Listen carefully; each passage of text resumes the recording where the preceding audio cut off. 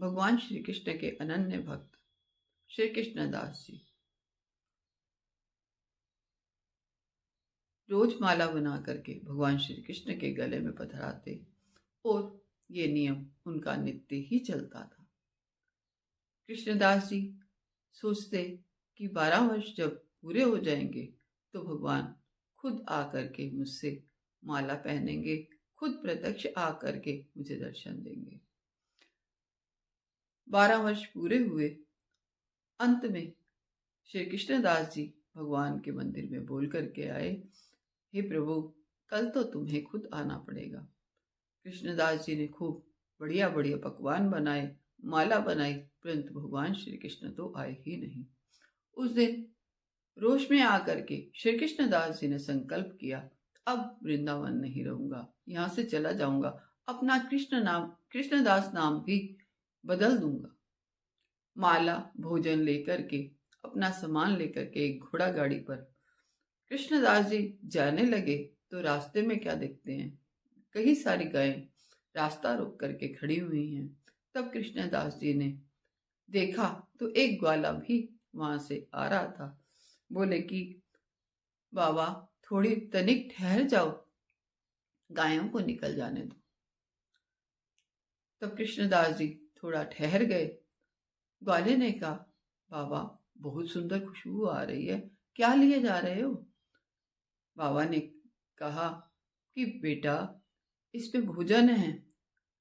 तो बोले, थोड़ी देर रुक करके यहीं भोजन कर लो, विश्राम कर लो, फिर चले जाना,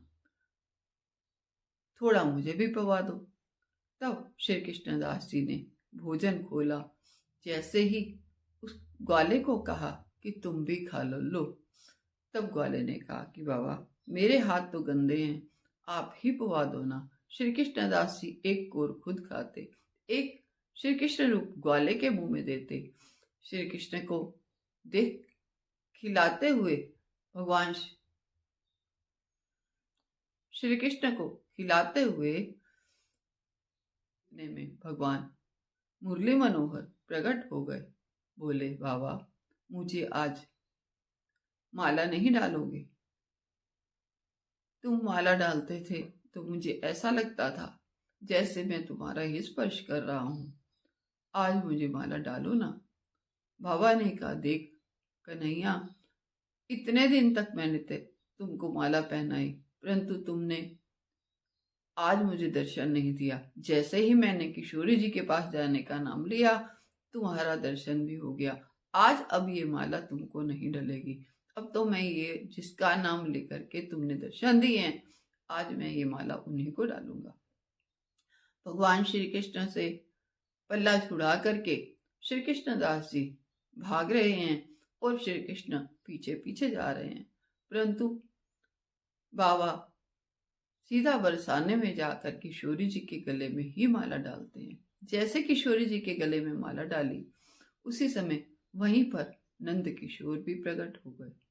भगवान श्री कृष्ण की छवि, कभी राधा रानी की छवि देख करके कृष्णदास जी अचंभित रह गए और वहीं रह करके भजन करने लगे। कभी भगवान भी भक्तों के पीछे फिरते हैं। क्यों? क्योंकि भक्त जो है कभी उनके बिना रहता नहीं और भगवान भी भक्त के बिना नहीं रहते। सज्जनों, प्रेम हो तो ऐसा कि एक दूसरे के बिना जिस तरह से हम संसार में नहीं रह सकते, ऐसे केवल परमात्मा के बिना हमारा जीना लगे, परमात्मा के बिना हम रह ना सकें। नारायण नारायण।